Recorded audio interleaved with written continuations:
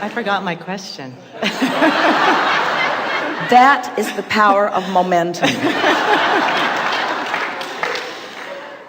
I wanted to understand more about influence, influencing others, because I've had experiences where somebody might be on a really high grid, and then I have that experience, and I thought they were influencing me, but I was allowing it, but then I can't do what they're doing. So how does that work? The thing that's really interesting about an intention to influence others is that now you've got your attention upon where they are, which slows your momentum so you can't. You almost have to not care about how anybody else is responding to anything in order to really garner your greatest momentum. Can you follow that just a little bit? In other words, so I want momentum because I want to affect that, and I want momentum because I want to affect that, and I want momentum because I want to affect that. But now I'm noticing how that's being affected and how that's being affected, and unless it's really going well, which it may not be in the beginning, now I've slowed my own momentum.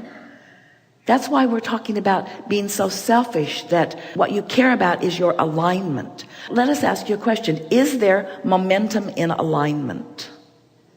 Absolutely. And is there momentum in influence? Isn't that really what influence is? Mm-hmm. It's you being so in alignment with this energy that creates worlds, that as the energy is flowing to you and through you, there's a strong current which causes anyone in the vibrational vicinity to come along with that current. So that's the question, the causes. They're willing and no one can influence you unless you want to be influenced. Well, but that may be an accurate statement. You have to be in the vibrational vicinity. But there are people who are offering vibrations that are counter to what they want. So they are still influenced because their vibration is there, even though it is not something that they want. Does that make sense to you? Comes back to the question, am I a vibrational match to what I want? And sometimes you are and sometimes you aren't. But it's the argument that many people have when they first begin doing this work. Abraham, I'm pretty sure I'm not the creator of my own reality, because I would not have created this thing that I do not want. And we say, well, you did create it.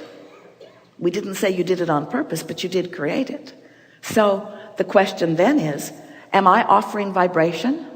And therefore, am I encouraging momentum that law of attraction is going to respond to, which will eventually bring an outcome that I don't want? Possibly. And most people don't notice it until the outcome is there. Where if you're sensitive to the momentum or to the emotion that you're feeling, then you can make a new decision along the way in the earlier subtle stages. So is there a collective momentum? Yeah. That's what that source energy is. That's what that momentum of well-being is.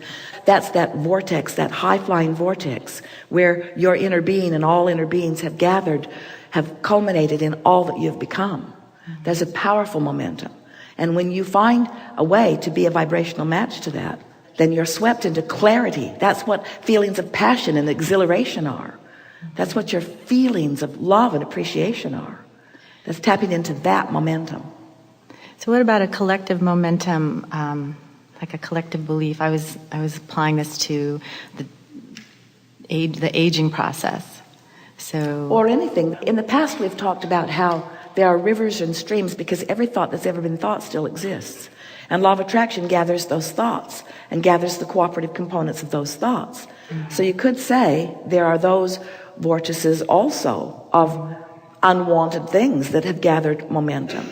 And when you tap into that, then that momentum could be the momentum that you are living as well. So if your desire is more vitality, more enlivening as you age, but there's a collective... Even as you age, do you feel the brakes? As you age, you have to sort of work the bugs out of that. We would lay new pipes. Okay.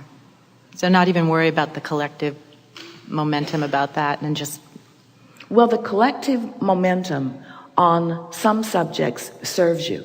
the collective momentum on other subjects doesn't. And you get to choose which of those you go with the flow of.